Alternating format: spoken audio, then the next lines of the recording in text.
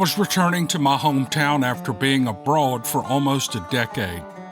I was going from one of the most populated cities in Southeast Asia, where I had managed to survive some 9 years traversing endless seas of people, subway stations, and taxis, and I was going back to my small town roots in North Carolina.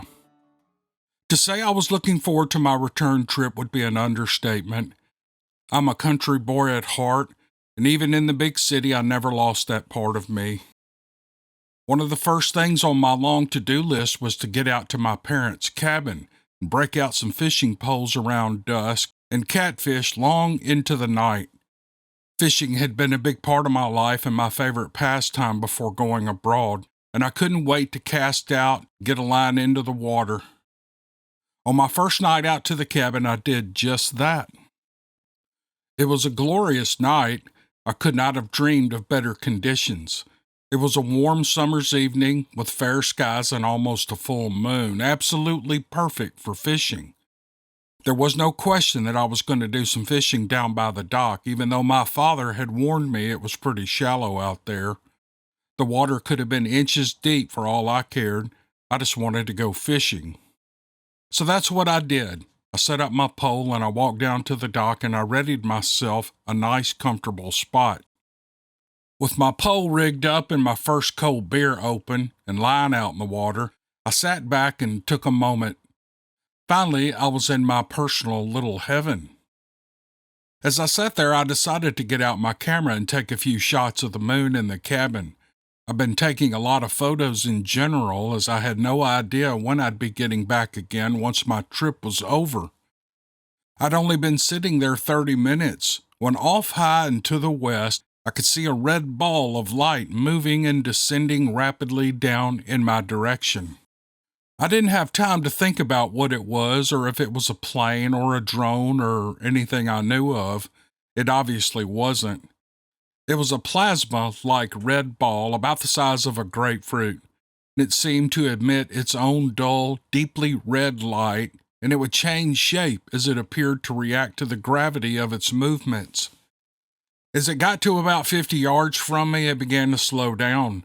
Thankfully, at this point, my instinct was to get the camera.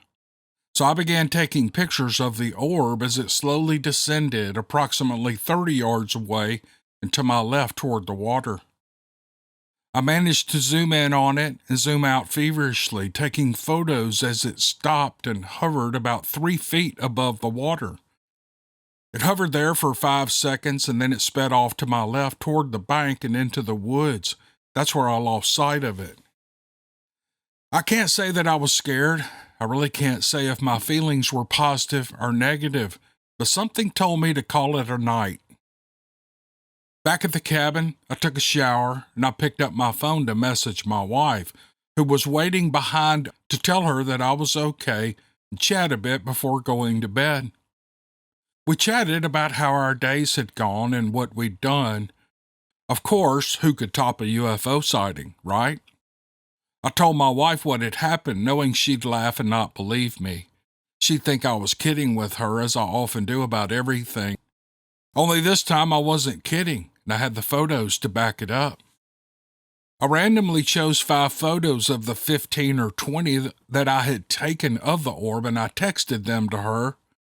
Had I not, after the following day, they would have all been lost at the bottom of the lake over which they had been taken. The following morning at the cabin, I woke up hungry, as I'd gotten in the late that evening before and I'd missed supper. I can't say I was jazzed up about my sighting and the photos that I had.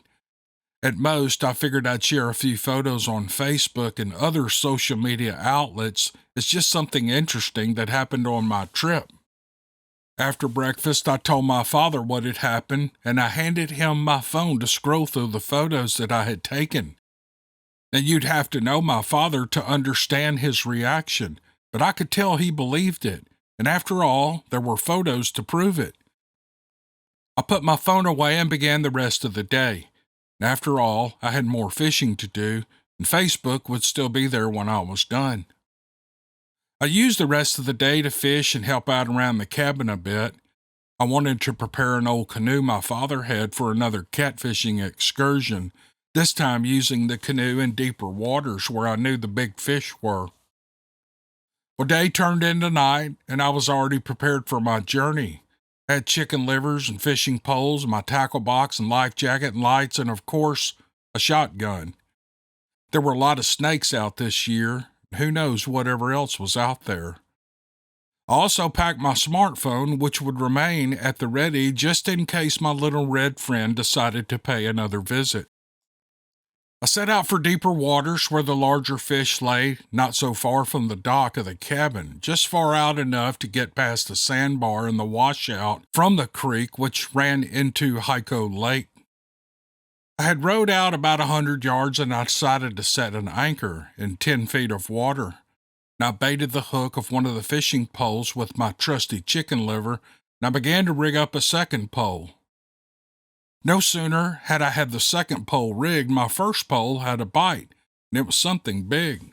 So I set the hook, and the fight was on. But the catfish had a secret weapon, my anchor rope. He swam around the rope of my anchor, making me shift my body in order to try to get to the anchor and get it up while hopefully somehow managing to still land this fish. Looking back, it was perhaps an overestimation of my own rusty abilities. I should have let go immediately. In the melee, I lost the ever so delicate balancing act of canoe fishing and capsized. I emerged from the water, the canoe completely turned over with all the contents 8 to 10 feet underneath me. I turned the canoe back over and with a little help from my small plastic container of chicken livers, I managed to bail out enough water to keep it floating. That catfish won the battle, but I had more important things on my mind, like finding all the items I knew were somewhere at the bottom of the lake. One by one, I dove down and I found each item. The shotgun was one of the more tricky ones as it camouflaged itself quite nicely among the sticks and branches. Finally, it was down to my smartphone. I knew this would be tricky if not impossible, but half of my trip and over 300 photos were still on my SIM card, and I wasn't going to give up without a fight. I must have dove down to the bottom 50 or more times, feeling around since visibility was about 0, but I never could emerge with the phone. I was getting tired and I knew that I still had 100 yards to cover over a sandbar with a water-filled canoe.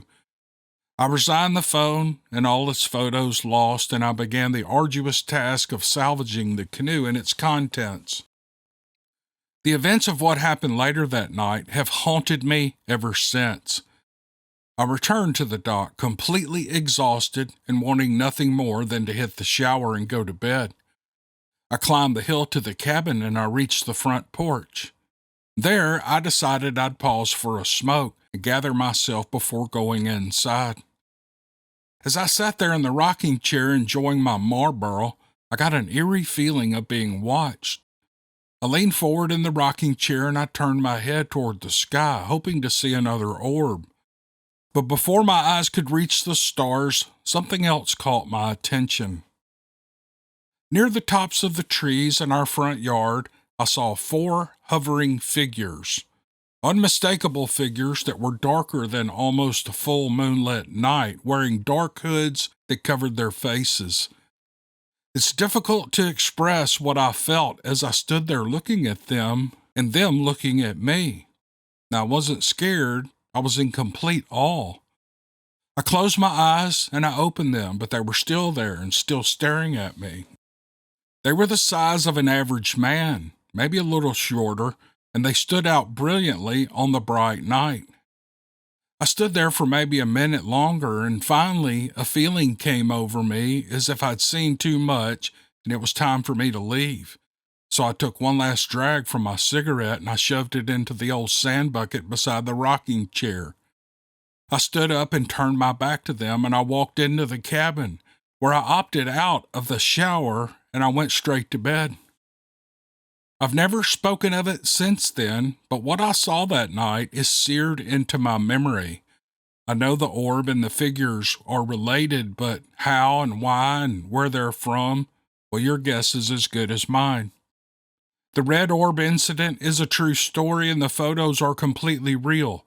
And to this day, I am no closer to knowing what it was. I may be in the dark about what I saw, but one thing is completely clear to me. We are not alone. One time, a few friends and I traveled to a bothy, which is like an emergency shelter for hikers. We like to find new ones and stay there often. We went to, I can't pronounce this, Spithup Bothy in the border region of England and Scotland.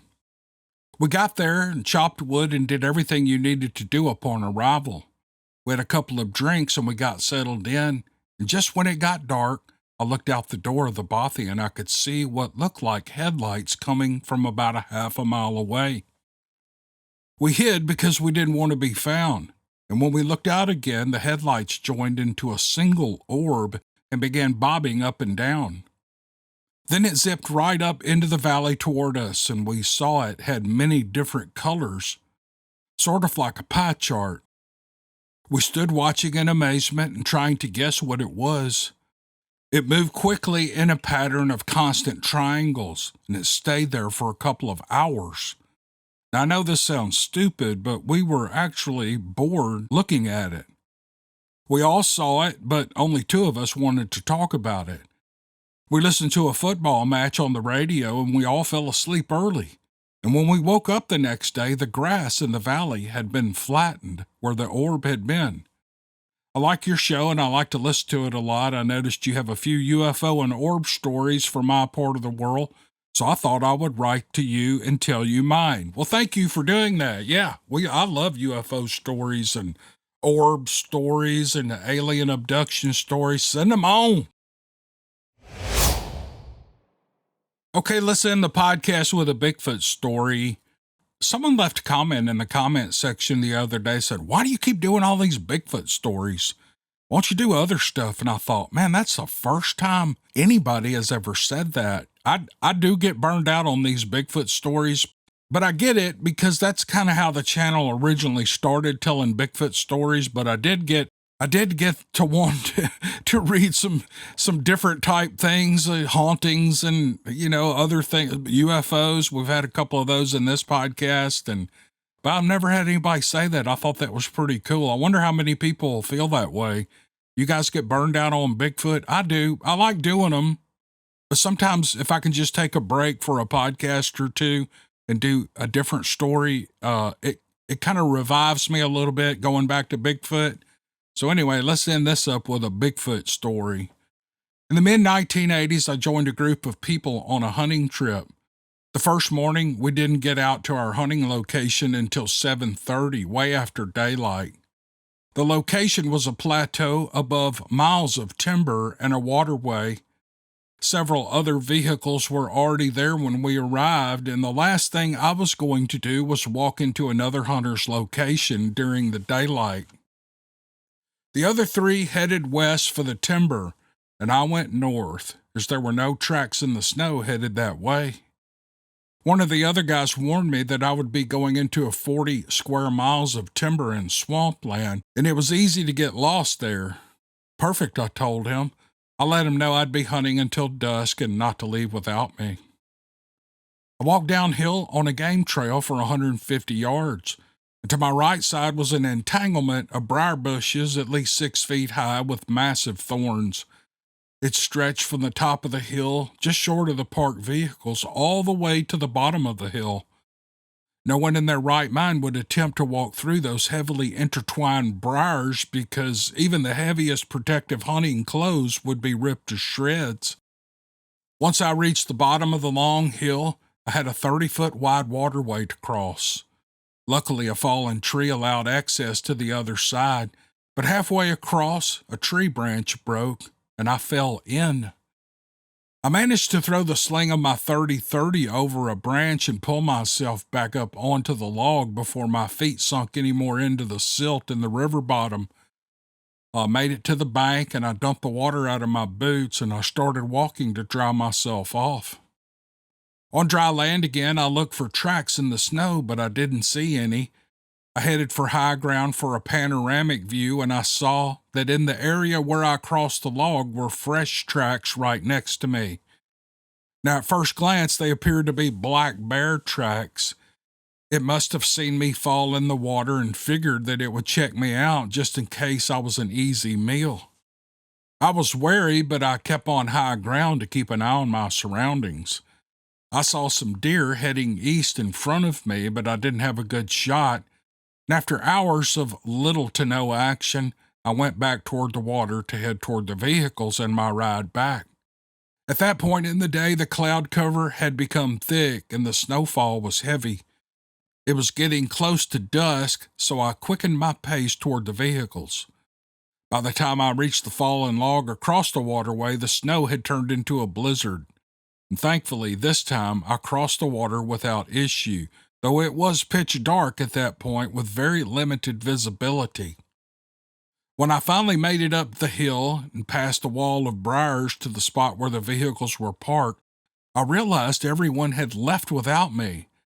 I was stranded in the middle of nowhere in a blizzard. I waited for 20 minutes when I heard a noise come from downhill. I thought it must be another hunter from the area, but the visibility was near zero, so I couldn't see him. Well, I yelled down to him, thinking it might help him find his way up the hill, but there was no reply, so I yelled down again. Still, I got no response, but I could hear him heading uphill toward me. He wasn't going along the snow-covered game trail, though. He was coming up through the briar patch. Now, there was no way a human could have traveled through it. Even a bear would have avoided it. But there I stood, listening to the briars crunch and snap under this thing's feet as it took one step after another, going through this impenetrable briar patch with little effort, the way a regular person would get through knee-high grass. I yelled down again to whatever it was, convinced at this point that I was not dealing with a human. I got no reply, but I did hear it stop for a few seconds before continuing through the briars and closer to me. I had an experience with 3 Bigfoot on a fishing trip once. They were 8 feet in height, totally black, but they were friendly. But this time felt different. I was scared. All I had was a .30-30, which wasn't enough to stop a Bigfoot. At best, I would be able to fire a warning shot to hopefully change his mind from coming in my direction. I yelled down one more time, letting it know that I would be forced to fire if it came any closer. Still, there was no response. And I heard it stop and then start toward me again. I fired around near his location and listened to the silence for a few seconds after that. Then I heard it getting closer again. I fired another round in the same location, and I listened to the silence again, and then I heard the sound of it approaching once more. If this beast was mad before, it had to be really pissed by now. I realized my option at that point would be to fire a headshot when it came into view, and I backed up a few feet and readied myself for a split-second shot, listening to this thing get closer and closer. Just then, I heard something to my right. It was a pickup truck, and it came to a stop, and I jumped in. The guy in the back seat asked why I didn't unload my rifle when I was supposed to, and all I could say was, "You do not want to know the answer to that question." Lord knows what would have happened if that pickup had not returned when it did. A few seconds later, and this story would have ended a whole lot differently. Oh man, I bet it would have. That's a cool story. This guy had experiences with Bigfoot before. So apparently he knew what he was dealing with, since this thing wasn't answering him, and he knew what it sounded like coming through that big, thick briar patch. But this was exciting. Great story.